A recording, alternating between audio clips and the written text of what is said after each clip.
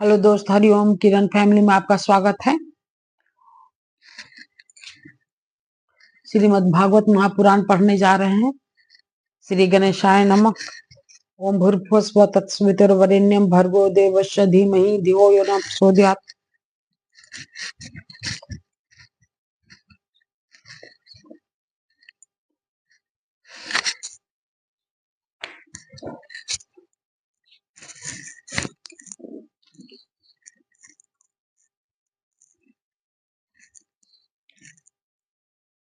अथ कौन विंशो अध्याय, 19वां अध्याय, चतुर्थ स्कंद का 19वां अध्याय। महाराज पृथु के 100 अश्वमेघ यज्ञ। श्री मैत्रेय जी कहते हैं, विदुर जी महाराज, मनु के ब्रह्मावर्त क्षेत्र में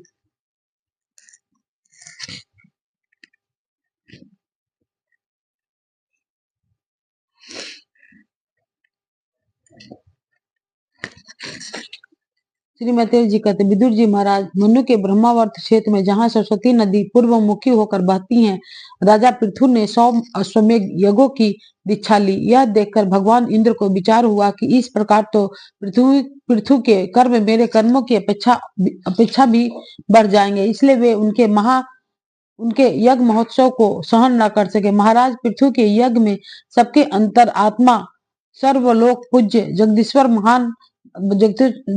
जगदीश्वर भगवान हरि ने यज्ञेश्वर रूप से साक्षात दर्शन दिया था। उनके साथ ब्रह्मा, रुद्र तथा अपने अपने अनुचरों के सहित लोकपालगण भी पधारे थे। उस समय गंधर्व मुनि और अप्सराएं प्रभु की कृति गा रहे थे। सिद्ध, विद्याधर, दैत्य, दानव, यक्ष, सुनंद, नंदादि भगवान के प्रमुख पार्षद और जो सर्वदा भगवान की सेवा के लिए उत्सुक रहते हैं, वे कपिल, नारद, दत्तात्रेय एवं सनकादिक योगेश्वर भी उनके साथ आए थे।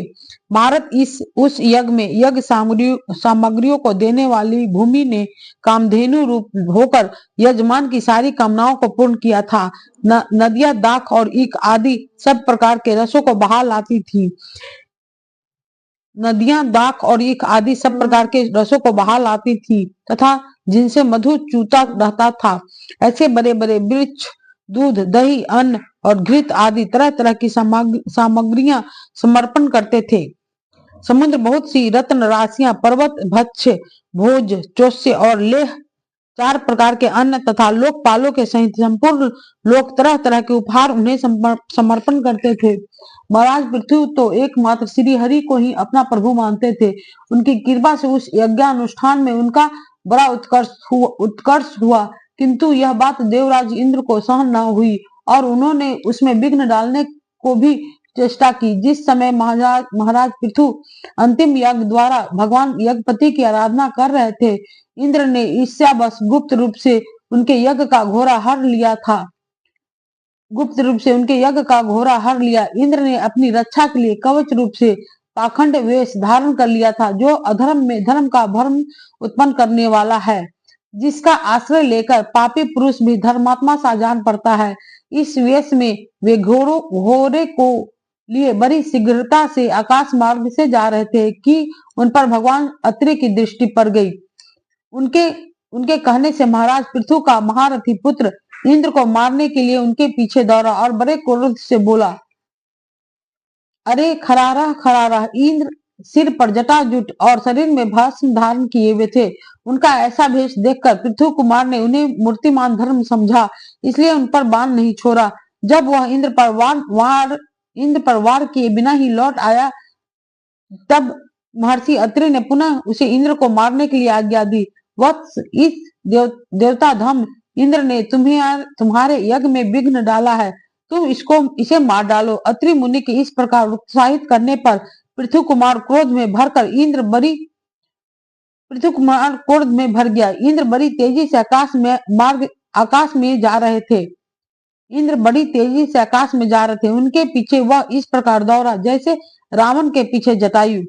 सब स्वर्गपति इंद्र उसे पीछे आते देख उस भेष और घोड़े को वहीं छोड़कर वहीं अंतर्धान हो गए और वह वीर अपना यज्ञ पशु लेकर पिता की यज्ञशाला में लौट आया। शक्तिशाली विदुर जी इस अद्भुत पराक्रम को देखकर महर्षियों ने उसका नाम विजिताश्व रखा।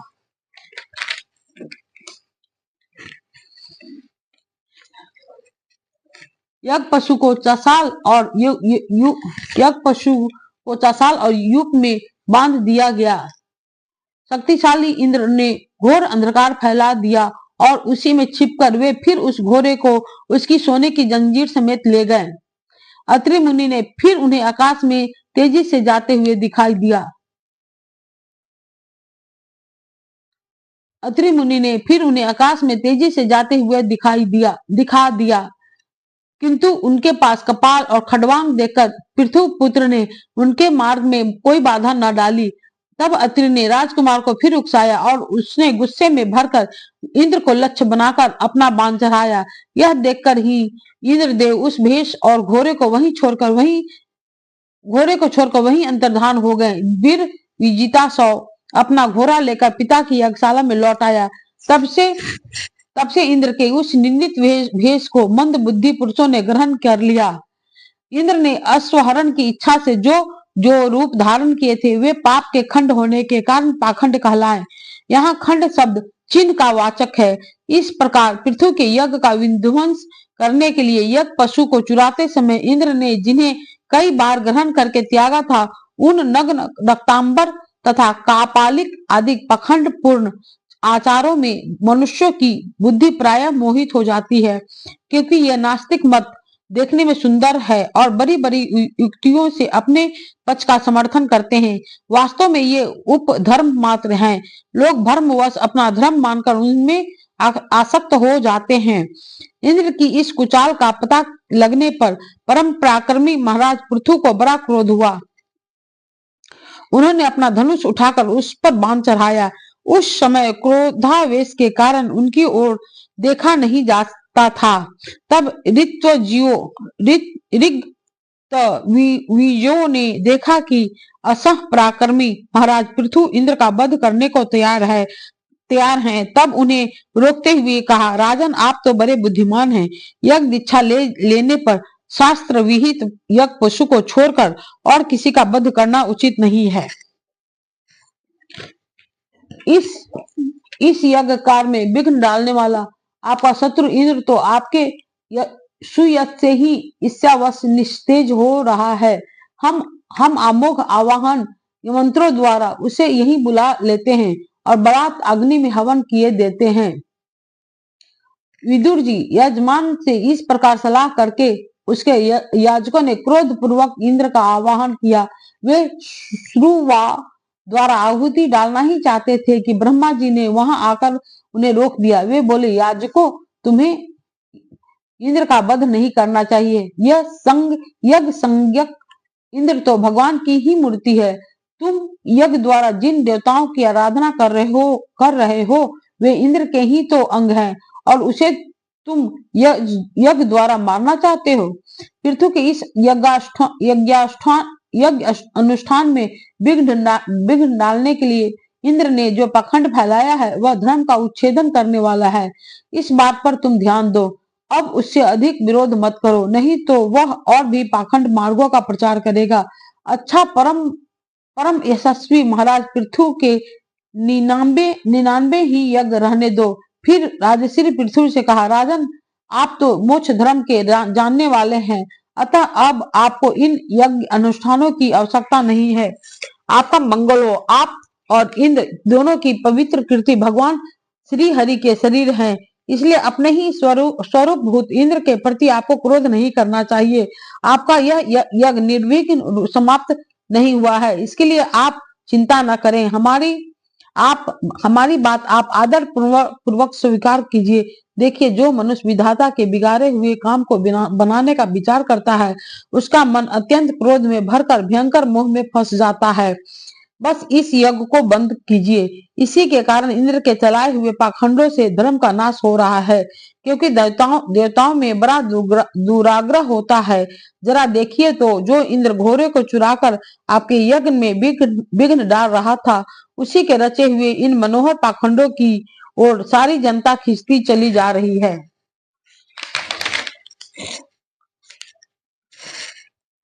आप साक्षात विष्णु के अंश हैं। वेन के दुराचार से धर्म लुप्त हो रहा था। उस समायोचित धर्म की रक्षा के लिए ही आपने उसके शरीर से अवतार लिया है। अतः प्रजापालक पृथु जी, आपने इस अवतार का उद्देश्य विचार कर आपने इस अवतार का उद्देश्य विचार कर आप भृगु आदि विश्व रचयिता मुनीश्वरों का संकल्प पूर्ण कीजिए। यह प्रचंड पाखंड पथ रूप इंद्र की माया धर्म की जननी है। आप इसे नष्ट कर डालिए। मैत्रेय जी कहते हैं, श्री मैत्रेय जी कहते हैं, लोक गुरु भगवान ब्रह्मा जी के इस प्रकार समझाने पर प्रबल पराक्रमी महाराज पृथु ने यज्ञ का आग्रह छोड़ दिया और इंद्र के साथ प्रीतिपूर्वक संधि कर ली। इसके पश्चात वे यज्ञांत स्नान करके निवृत्त हुए। तब उनके यज्ञों से तृप्त हुए देवताओं ने उन्हें अभीष्ट वर दिए। आदि रात पृथु ने अत्यंत श्रद्धा पूर्वक ब्राह्मणों को दक्षिणाएं दी तथा ब्राह्मणों ने उनके सत्कार से संतुष्ट होकर उन्हें अमोघ आशीर्वाद दिए। वे कहने लगे, महाबाहो, आपके बुलाने से जो पितर देवता ऋषि और मनुष्य आदि आए थे उन सभी का आपने दान मान से खूब सत्कार किया। इति श्रीमद् भागवते महापुराणे परमहंस्याम संहितायां चतुर्थ स्कंदे पृथु विजय विंशो अध्याय 19वां अध्याय समाप्त हुआ। अतः विंशो अध्याय 20वां अध्याय। महाराज पृथु की यज्ञशाला में श्री विष्णु भगवान का प्रादुर्भाव। श्री मैत्रेय जी कहते हैं, विदुर जी, महाराज पृथु के 99 योगों से यज्ञ भोक्ता यज्ञेश्वर भगवान विष्णु को भी बड़ा संतोष हुआ। उन्होंने इंद्र के सहित वहां उपस्थित होकर उनसे कहा। श्री भगवान ने कहा, राजन, इंद्र ने तुम्हारे जो 100 अश्वमेघ पूरे करने के संकल्प में विघ्न डाला है, अब ये तुमसे क्षमा चाहते हैं। तुम इन्हें क्षमा कर दो। नरदेव, जो श्रेष्ठ मानव, साधु और सद्बुद्धि संपन्न होते हैं, वे दूसरे जीवों से द्रोह नहीं करते, क्योंकि यह शरीर ही आत्मा नहीं है। यदि तुम जैसे लोग भी मेरी माया से मोहित हो जाए तो समझना चाहिए कि बहुत दिनों तक की हुई ज्ञानी जनों की सेवा से केवल श्रम ही हाथ लगा। ज्ञानवान पुरुष इस शरीर को अविद्या, वासना और कर्मों का ही पुतला समझकर इसमें आसक्त नहीं होता। इस प्रकार जो इस शरीर में ही आसक्त नहीं है, वह विवेकी पुरुष इससे उत्पन्न हुए घर, पुत्र और धन आदि में भी किस प्रकार ममता रख सकता है। यह आत्मा एक शुद्ध स्वयं प्रकाश, निर्गुण, गुणों को आश्रय स्थान, सर्वव्यापक, आवरण शून्य, सबका साक्षी एवं अन्य आत्मा से रहित है। अतएव शरीर से भी भिन्न है। जो पुरुष इस देह स्थित आत्मा को इस प्रकार शरीर से भिन्न जानता है, वह प्रकृति से संबंध रखते हुए भी उसके गुणों से लिप्त नहीं होता, क्योंकि उसकी स्थिति मुझ परमात्मा में रहती है। राजन, जो पुरुष किसी प्रकार की कामना न रखकर अपने वर्णाश्रम के धर्मों द्वारा नित्य प्रति श्रद्धा पूर्वक मेरी आराधना करता है, उसका चित्त धीरे धीरे शुद्ध हो जाता है। चित्त शुद्ध होने पर उसका विषयों से संबंध नहीं रहता तथा उसे तत्व ज्ञान की प्राप्ति हो जाती है। फिर तो वह मेरी समता रूप स्थिति को प्राप्त हो जाता है। यह परम शांति ब्रह्म तथा कैवल्य है। जो पुरुष यह जानता है कि शरीर, ज्ञान, क्रिया और मन का साक्षी होने पर भी कुटस्थ आत्मा उनसे निर्लिप्त ही रहता है, वह कल्याण में मोक्ष पद प्राप्त कर लेता है। राजन, गुण प्रवाह रूप आवागमन तो भूत,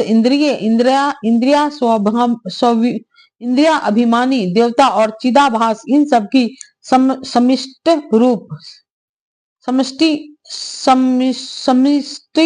रूप परिच्छिन्न लिंग शरीर का ही हुआ करता है। उसका सर्व साक्षी आत्मा से कोई संबंध नहीं है।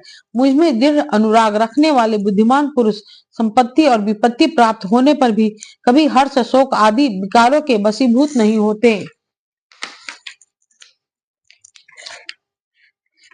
इसलिए वीरवर, तुम उत्तम, मध्यम और अधम पुरुषों में समान भाव रखकर सुख दुख को भी एक सा समझो तथा मन और इंद्रियों को जीत कर मेरे ही द्वारा जुटाए हुए मंत्री आदि समस्त राजकीय पुरुषों की सहायता से संपूर्ण लोगों की रक्षा करो। राजा का कल्याण प्रजा पालन में ही है। इससे उससे परलोक में प्रजा के पुण्य का छठा भाग मिलता है। इसके विपरीत जो राजा प्रजा की रक्षा तो नहीं करता किंतु उनसे कर वसूल करता है, उसका सारा पुण्य तो प्रजा छीन लेती है और बदले में उसे प्रजा के पाप का भागी होना पड़ता है। ऐसा विचार कर यदि तुम श्रेष्ठ ब्राह्मणों की सम्मति और पूर्व परंपरा से प्राप्त हुए धर्म को ही मुक्त अपना लो और कहीं भी आसक्त न होकर इस पृथ्वी का न्याय पूर्वक पालन करते रहो तो सब लोग तुमसे प्रेम करेंगे। कुछ ही दिनों में तुम्हें घर बैठे ही सनकादिक सिद्धों के दर्शन होंगे। राजन, तुम्हारे गुणों ने और स्वभाव ने मुझको वश में कर लिया है, अतः तुम्हें जो इच्छा हो मुझसे वर मांग लो। उन क्षमा आदि गुणों से रहित यज्ञ तप तथा योग के द्वारा मुझको पाना सरल नहीं है। मैं तो उन्हीं के हृदय में रहता हूँ जिनके चित्त में समता रहती है।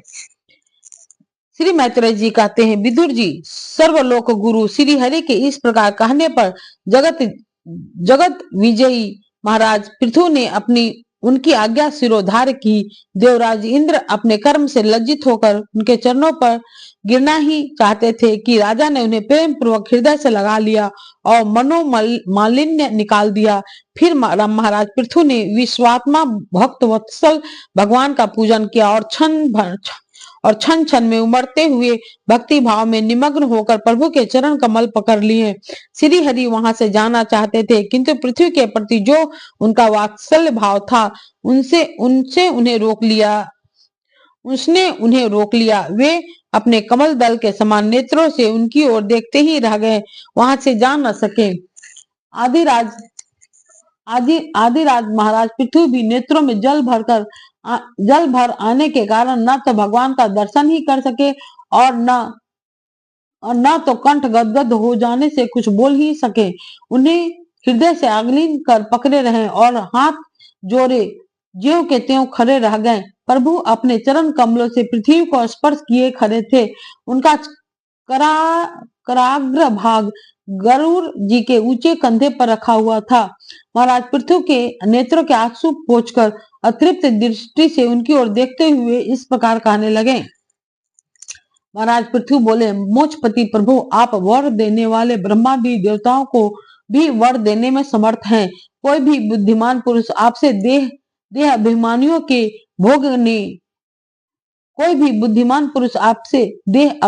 के भोगने योग विषयों को कैसे मांग सकता है? वे तो नारकी जीवों को भी मिलते ही हैं। अतः मैं इन तुच्छ विषयों को आपसे नहीं मांगता। मुझे तो उस मोक्ष पद की भी इच्छा नहीं है जिसमें महापुरुषों के हृदय से उनके मुख द्वारा निकला हुआ आपके चरण कमलों का मकरंद नहीं है, जहाँ आपकी कृति कथा सुनने का सुख नहीं मिलता। इसलिए मेरी तो यही प्रार्थना है कि आप मुझे 10,000 कान दे दीजिए जिनसे मैं आपके लीला गुणों को सुनता ही रहूं। पुण्य कृति प्रभु, आपके चरण कमल मकरंद रूपी अमृत कणों को लेकर महापुरुषों के मुख से जो वायु निकलती है उसी में इतनी शक्ति होती है कि वह तत्व को भूले हुए हम कुयोगियों को पुनः तत्व ज्ञान करा देती है। अतएव हमें दूसरे वरों की कोई आवश्यकता नहीं है। उत्तम कृति वाले प्रभु, सत्संग में आपके मंगलमय सुयश को देववश एक बार भी सुन लेने पर कोई पशु बुद्धि पुरुष भले ही तृप्त हो जाए, गुणग्राही उसे कैसे छोड़ सकता है? सब प्रकार के पुरुषार्थों की सिद्धि के लिए स्वयं लक्ष्मी जी भी आपके सुयश को सुनना चाहती हैं।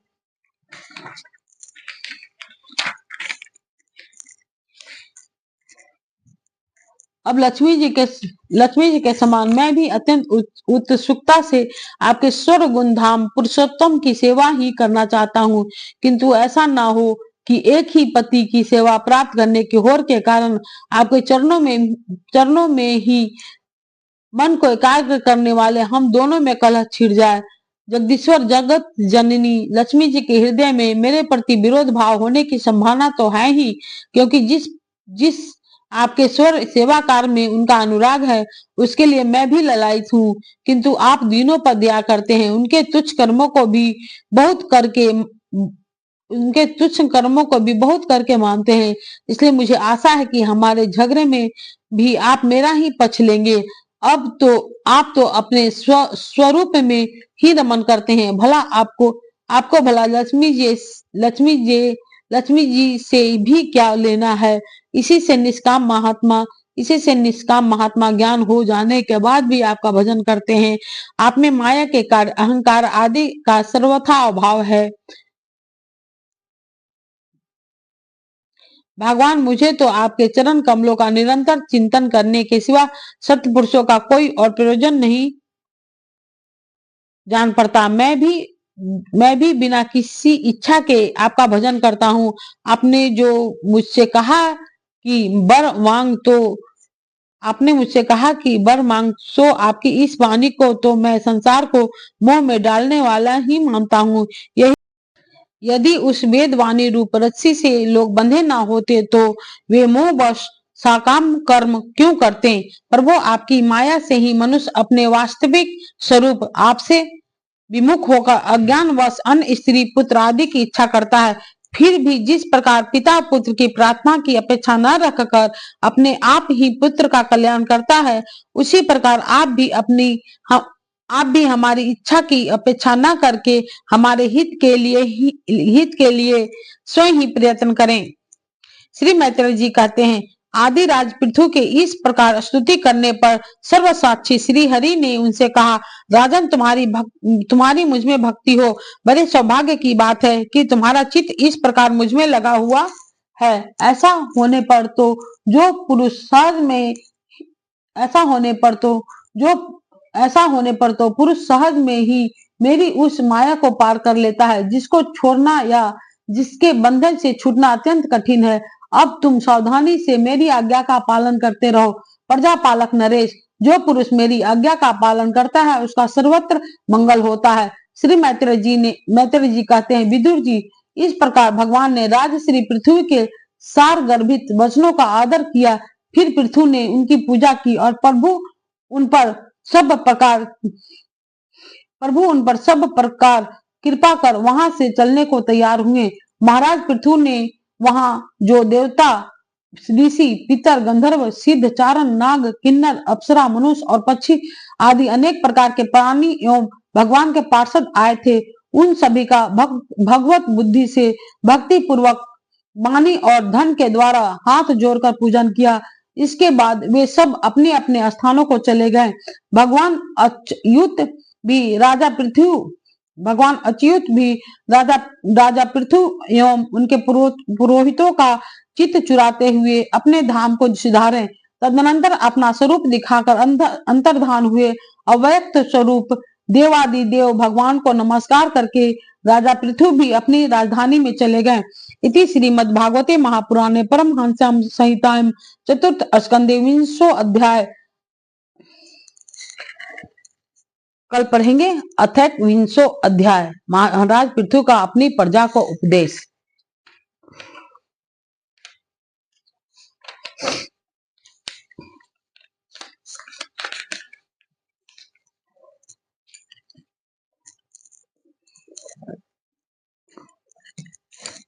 ओम भूर्भुवः स्वः तत्सवितुर्वरेण्यं भर्गो देवस्य धीमहि धियो यो न प्रचोदयात्।